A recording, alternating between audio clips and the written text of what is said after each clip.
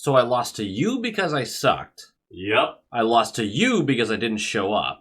Yep. And I lost to you even though I outplayed you the whole game.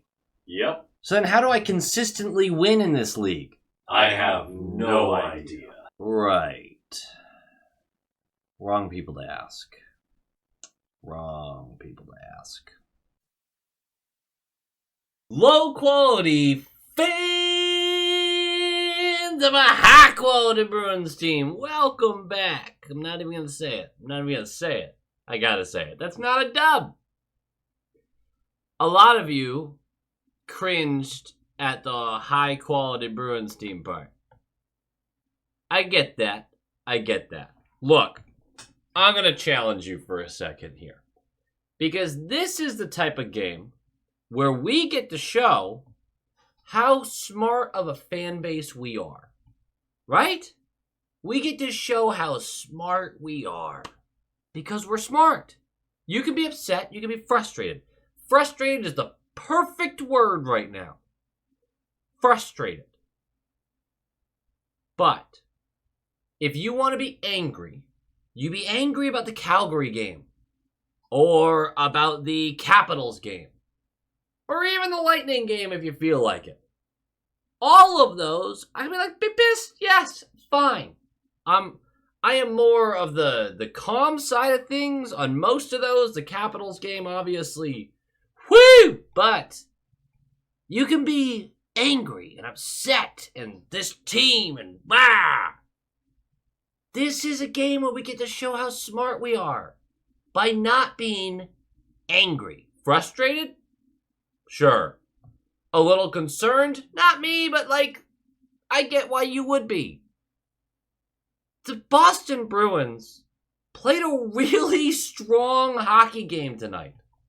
A game where I'd say you win that game 8 times out of 10, which is also 4 times out of 5, which is also 16 times out of 20. Math, man. More often than not, you win that game. It's hockey. We know what hockey is. We like to pretend we don't. We like to get in the comments here and talk about how every single game, this is what I saw during this game. This is why this team won't make it anywhere. Those comments don't do a ton of good when it's an 82-game season and you go through highs and lows like crazy. Because you know what hockey is. And it's highs and it's lows. And what have we said all season? Once we realized the team was solid, like it was good enough to make the playoffs, we said that this team needs things to go right in the playoffs. That hasn't changed. We've also said selling the farm to get a little help this year doesn't make a ton of sense. We're walking a real weird line. So we get to show all the other stupid fan bases. They're so dumb. They're so dumb. I have a lot of respect for basically all of them. We get to show them how smart we are by not tossing this team under the bus for losing 4 of 5. Being frustrated, absolutely. But for this game, the reaction to this game, hey, sometimes that's the way it goes. And Seattle's over there going, Decord. Decord had 3 empty nets that we missed. 3. And 1 really, really excellent save. He had a couple excellent saves. Decord played really well. I don't want to take anything away from him. This wasn't we got goalied, though. We simply didn't finish. And we're going to talk about the lack of finish that these guys have. I mean, Marchand misses from, 12 feet out on a wide open net. JVR misses from a 1.5 foot out. That's not a lack of finish. That's just some days the universe goes, boom! Sit on it. It's just what it is. You want to be butt cheeks to the universe. How does that make sense? I don't know. But the universe decided that one. Karma or something. I don't know. Did we do something bad? Were you naughty? Maybe that's it. Either way, I said it in the last video. I won't be mad if this scenario. If the Bruins play a great game and we get goalied or we just don't have the puck luck or whatever, I don't even remember what I said. I'm not going to remember that. It was days ago. But I do know I said something along those lines. Not going to be upset if. This is the if. The team is rounding back into form, and of course they're just going to have this kind of result as they're getting out of it. Because why not make us all a little more frustrated? Why not? Guys, this team's not in a bad spot. We are now second in the division, which sucks. But let's be real. Whoever we face in the first round, things have to go right, whether we are the President Trophy winning team or not. And whoever we face in the second, third, and fourth round, things have to go right. The goaltending has to be playing out of its mind. The role players have to be scoring. That you could say that about any team, but you don't exactly look at Colorado and go, well, with that roster, things have to go right. You don't look at Dallas like that. You don't really look at Edmonton like that because McDavid and Draisaitl and Bouchard and Skinner a little bit right now, which is kind of weird. We're a different type of team. And it's okay to admit that we're not that team. We're not last year's team. And we're closer to the 2011 Bruins than we are to the we really are. That team wasn't some dominant force. They weren't. Physical and aggressive, and the game was different 12 years ago, 13 years ago. But we're kind of closer to that team. I don't think this roster is built to be some incredible juggernaut. And I think we need help with you guys on that. But take a step back, take a deep breath, be frustrated, but recognize that, hey, this was a hockey game that didn't go our way. It just was. And that's okay. That's okay. Let's talk a little bit about this Kraken team. 3-6-1 in their last 10. It's the first meeting of the season with them. They're pretty bad. They're just under middle of the league in power play and penalty kills. So their special teams are They would go almost perfect against us. 28th ranked offense in the league. But the way they can roll four lines has them with a 10th ranked defense. There's plenty of NHL players on that team. Remind you of anybody? But just not enough star power. You get it? They don't even have a Pasternak, though. So, you know. They kind of remind me of Bruins West a little bit. Except for we just have a little more than they do. Particularly excellent goaltending, which they got tonight. There was a second when they looked like they were going to make a push back into the playoff race. And hey, they might. They're not out of it by any means. It's just they're battling with a lot of teams right now for a slot. But losing 3 of their last 4, including getting shut out by the Sharks, has made that outcome a little bleaker on that end. Decord, as we've already mentioned, continues to be excellent and has likely nabbed, or has literally nabbed, the starting gig, even though Grubauer came back recently looking very strong. And Decord is going to get the start tonight. There's only so much Decord can do when that team is scoring an 8% of their shots. When we talk about their goals in this game, you're going to kind of understand why they were able to score as well as they were.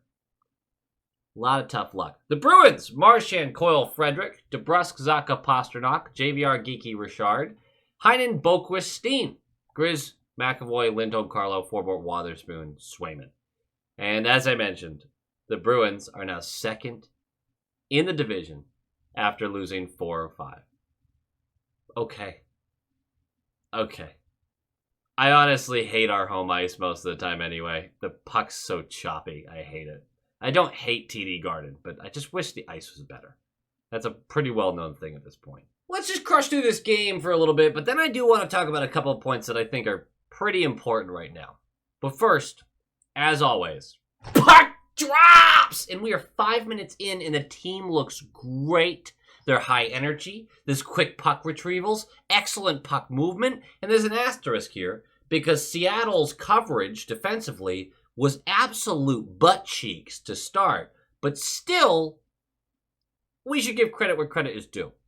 Because the Bruins get set up about 5 minutes in, and it gets the puck to Zacha up on the top of the slot, and he hammers a low, hard wrister. I don't know why I said hammers. It doesn't really work with a wrister. But either way, sends that low onto Cord, looking not for the goal, but for the play that is in front of the net, because Pasta and DeBrusque are there. Save made, goes to Pasta, he shoots, and it gets saved again, and then he shoots again, and it somehow squeaks through, takes a river-like process, bouncing off a couple things into the net. It's 1-0, we're 5 minutes in.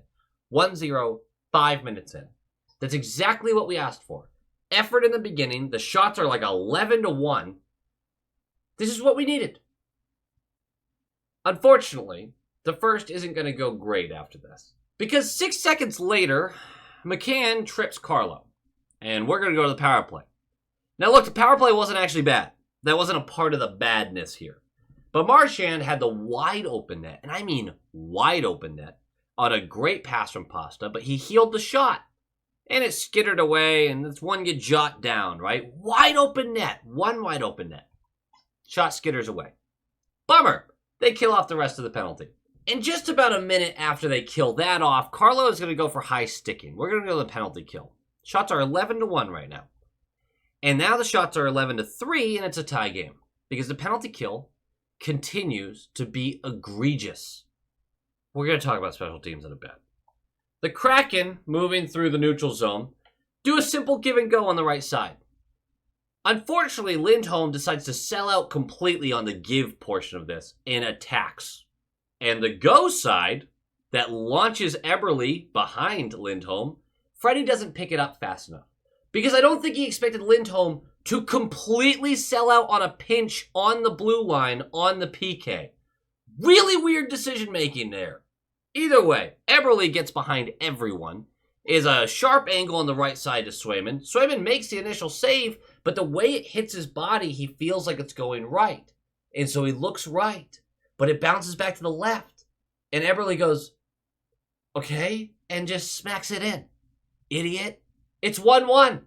Power play goal for them. And again, our penalty kill is egregious. So fun.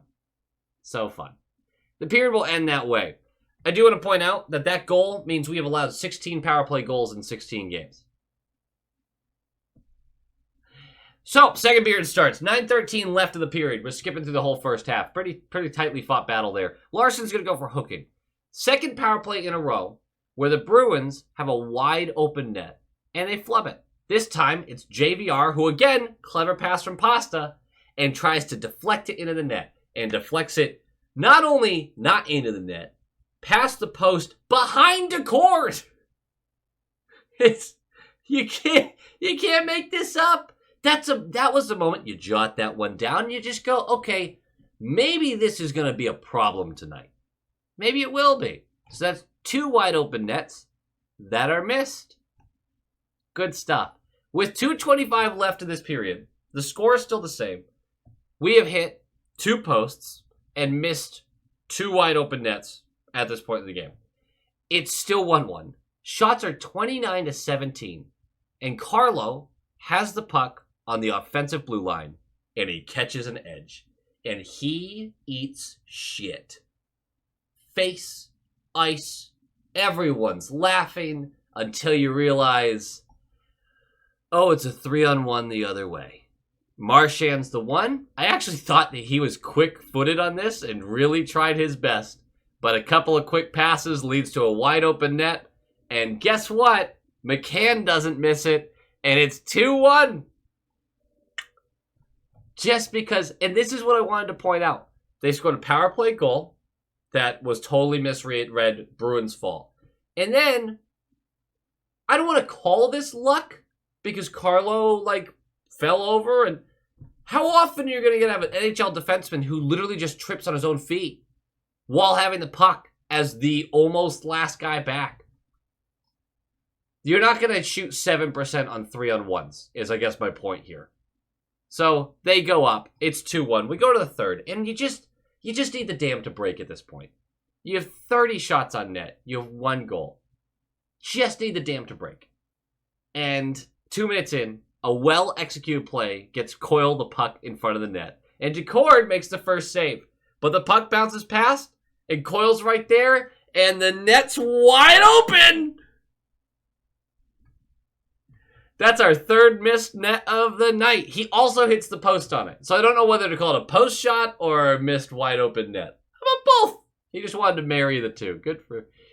Good for Coyle. 3 missed empty nets and 2 posts. Technically 3 posts. It was one of those nights. And we move on. 8:36 in.